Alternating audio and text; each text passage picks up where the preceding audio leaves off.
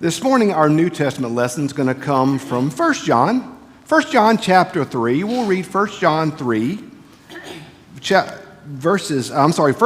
chapter 3, verses 7 through 8. 1 John chapter 3, verses 7 through 8.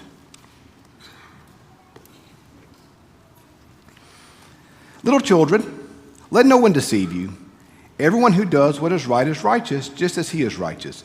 Everyone who commits sin is a child of the devil. The devil has been sinning from the beginning. The Son of Man was revealed for this purpose, to destroy the works of the devil. This is the word of God for the people of God. Thanks be to God. I heard Michael Jordan say one time that he was more motivated by the fear of losing than he was motivated by winning. Like, he hated to lose more than he enjoyed to win.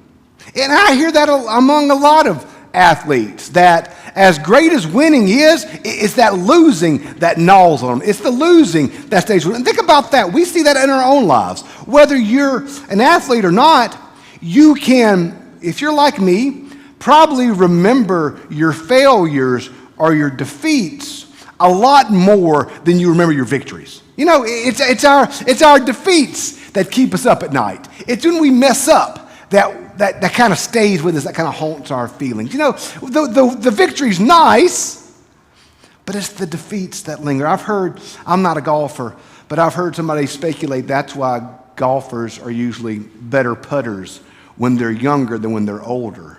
Because when you're older, when you're standing over the ball, you replay all the putts you missed in your head before you putt. Now, I grew up an Ole Miss fan, and that's a hard existence, y'all. But we got a lot of State fans here too, y'all. We've all got it. Let's be honest. Unless you're an Alabama fan this morning, we've all suffered. We've all suffered. Because let me tell you a little story.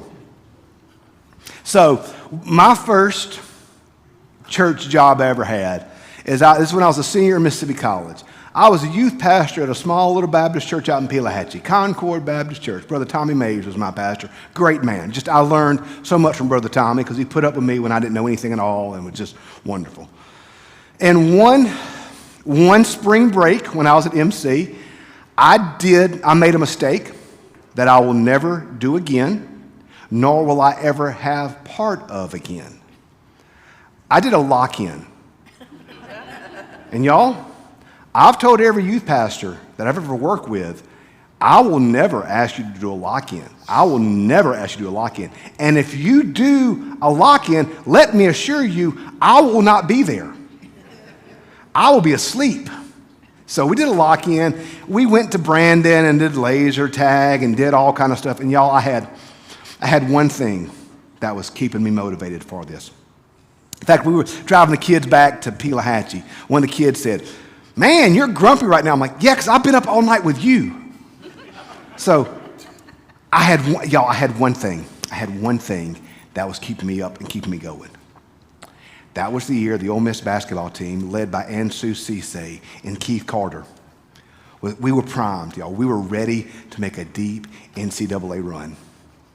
And we had a game that Friday morning about 1 o'clock. After about 1 o'clock.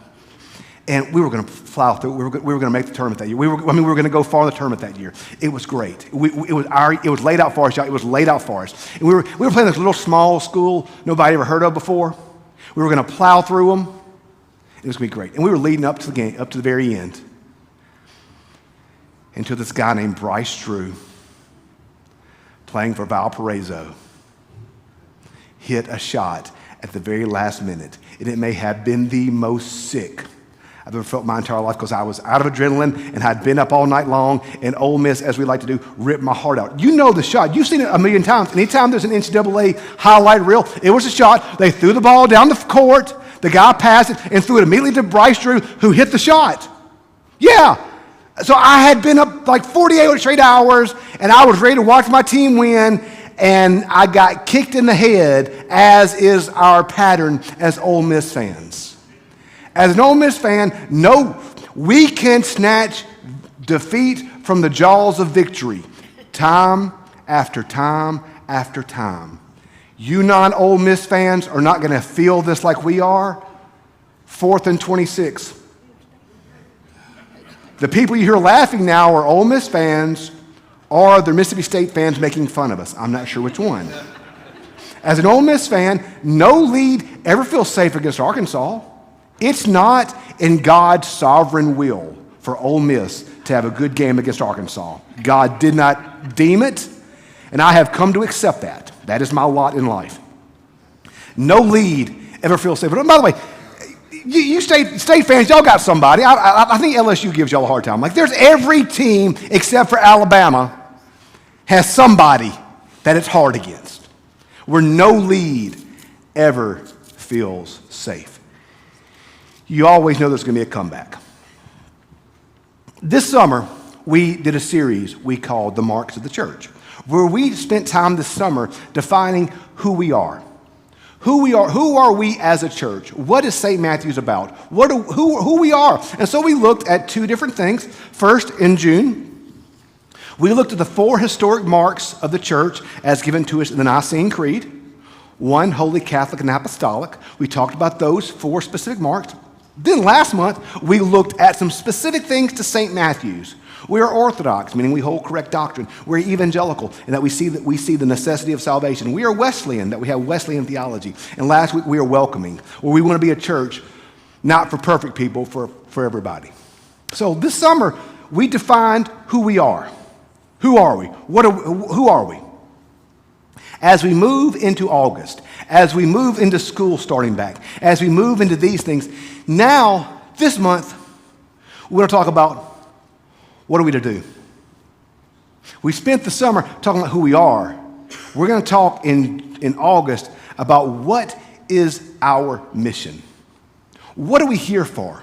What are we supposed to be doing? What is our purpose? Why do we exist? We know who we are. Great. We know who we are. Now, what do we do? What are we to do? So as we started that, I wanted to really talk about this passage here because it's one of my favorite passages that describes the mission of the church and what we are supposed to be doing. I love this passage because it says in verse 8, the devil has been sinning from the beginning. The Son of Man was revealed for this purpose, to destroy the works of the devil. What did Jesus come to do? To destroy the works of the devil. Y'all, that's what we're about. That is our purpose here as the body of Christ. That is our purpose as Christians. That is our purpose at St. Matthew's, is to go on the offense against the devil, to go on the offense against evil, to go on the offense against brokenness, to go on the offense against sin. You know, with sports, sometimes one of the worst mistakes you can do is you can sit back too much and read and react. Sometimes, as Coach Barron used to always say, if you're going to make a mistake, make it at full speed. Church, if you're going to make a mistake, I'd rather you make it at full speed. If you're going to do something dumb, do it with energy. I saw a plaque I got one time when I get one hour from my office. I drink coffee so I can do dumber things with more energy. We as the church, we have a purpose, and it's not just to sit here and be passive, but we are supposed to go on the attack against wherever evil is. Onward then, ye people, join our happy throng, blend with ours your voices in the triumph song. We do not serve a defeated God. We do not serve a weak God. We do not serve a God who needs us to rescue him, but we serve a God who has rescued us. And we serve a God who calls us to lean into his passion, lean into his energy, lean into his mission, and take the good news of Jesus to a world in desperate need of that. Y'all, I told you this last year. I don't want to spend my time and my energy building a 501c3. I want to build a self-sacrificial body determined to saving the world. There are children in Madison in our schools tomorrow that don't know they're loved. Y'all, we prayed for these teachers today to go be salt and light, to go and make a difference in their community. We're sending our children out, and yes, we should be praying for God to protect our children, sure, but we should be praying for God to use our children. Because there's children in our schools that don't have a friend. There's children in our schools that feel alone. There's children in our schools who don't know Jesus. And we are sending our children out to be salt and light. These teachers, these administrators, these staff have a chance every moment of their life to impact young people with the good news of Jesus Christ. We are called to work against evil wherever we find it with the good news and the love and the grace and the light of Jesus Christ. Y'all, here's the deal. Darkness does not drive out darkness. Only light drives out darkness. We will never defeat the devil with the weapons of this world. You do not fight spiritual battles with the weapons of this world. You fight spiritual battles with the weapon of God. What are those weapons? What is God's weapons? You know them. Love, joy, peace, patience, kindness, goodness, gentleness, self-control. The fruits of the Spirit. The love of God. Y'all, it's so easy. It's so easy when we see a world that we feel like it's getting darker, getting angrier, losing its way. It's so easy to huddle up, to circle the wagons, to pray, God bless me, my wife, our kids, us four, and no more. It's so easy to only look internal and worry about us and what we need and what we're supposed to do and take care of ourselves. But y'all, if we are a body whose only purpose is devoted to ourselves, then what are we doing?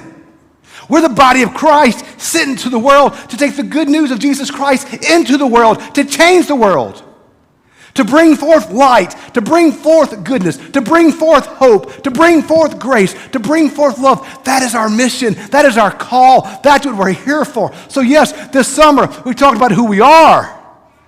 This fall, we're talking about what we got to do, y'all. And there's work for the kingdom. There's work for goodness. There's work for light. I love what John Wesley said. John Wesley said, "Give me 100 preachers who fear nothing but sin and desire nothing but God, and I care not a straw whether they be clergymen or laymen. Such alone will shake the gates of hell and set up the kingdom of heaven on earth." Let me say that again. Give me 100 preachers who fear nothing but sin and desire nothing but God. Such alone will shake the gates of hell and set up the kingdom of God on the earth. Y'all, we got more than 100 folk here this morning. And through the grace of God, through his love, through his mercy, we can shake the gates of hell with the grace and love and mercy of God. The devil's got a big lead, y'all. But it's just halftime. Game's not over. They taught me to play through the final whistle. They taught me to play to the final whistle. Whistle hadn't blown yet, y'all. He may have a lead, but the game is not over. Darkness may look like it's winning, but the game is not over. Evil may look like it's got a big lead, but the game is not over. God is still at work. The church is still moving.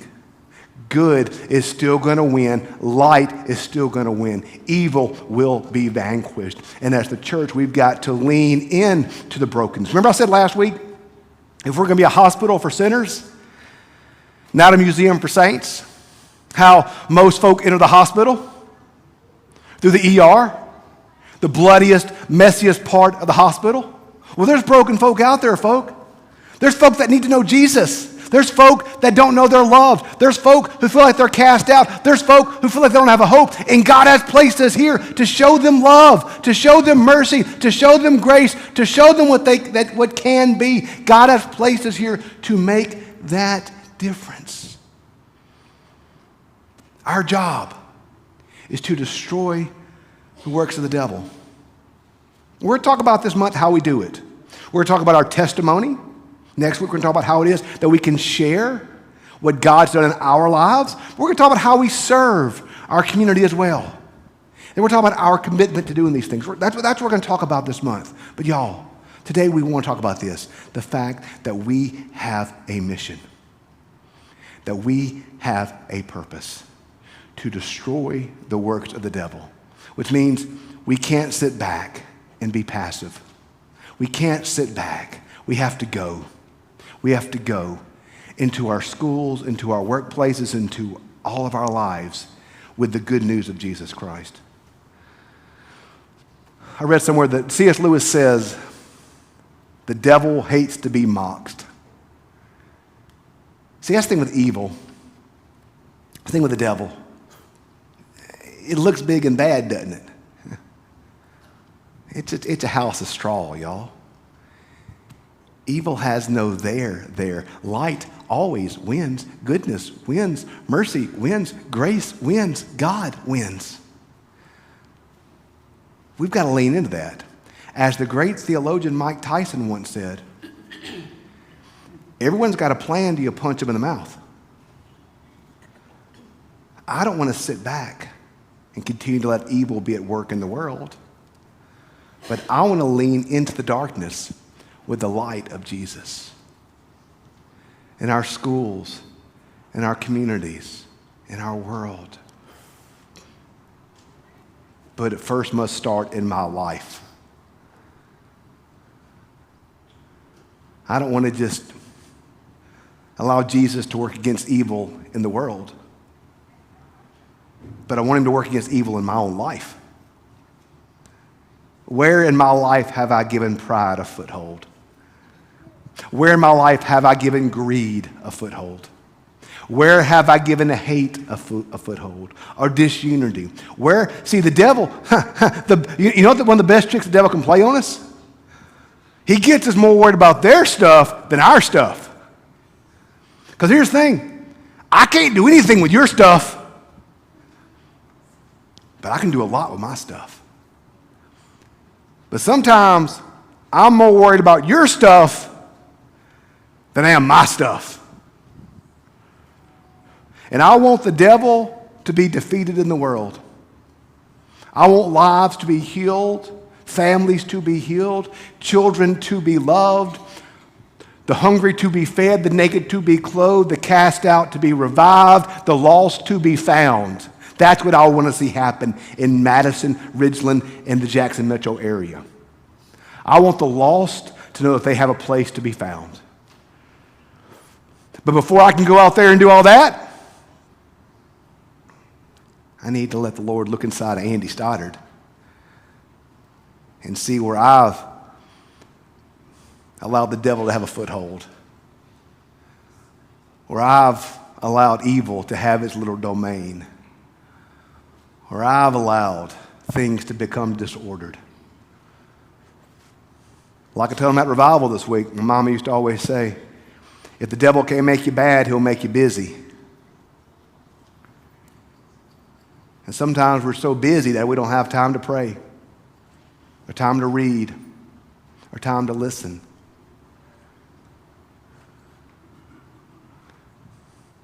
Devil's got a big lead, it looks like, y'all. But we're a bunch of Ole Miss and State fans. We're used to big leads going away. Like I said, Bama fans, y'all got it easy. Yeah. That final whistle, or to use biblical language, that final trumpet has not blown yet, which means there's still time left on the clock, which means there's still work that we can do, which means there is still goodness that we can proclaim. That means there is still good that we can still live out, that there is still light that we can still shine, that there is still work that we can do for God. That's our mission, y'all. That's our call. That's our purpose. One of the things I've told every church I've served, and I believe it now more than ever, if that we as a church devote ourselves to building the kingdom of God in this place, living out the goodness of God, living out his purpose and his mission, God will take care of his church. We focus on our church, we miss the point. It's about the kingdom, y'all. It's about the kingdom. God has placed us here to make that difference in this world. To go on the offense against the darkness wherever we find it. So let's do that. We may have spotted the devil a lead, but the game's not over. And we know the playbook. We know that good's going to win. Let's live out our mission in this month to take goodness to the world, to change the world, and to be salt and light no matter where we find ourselves. The next few weeks, we'll talk about some specific ways that we can do just that. But today, let's know that we got a mission for God. Let's be faithful wherever it is that God has placed us. In the name of the Father, and the Son, and the Holy Spirit. Let's pray.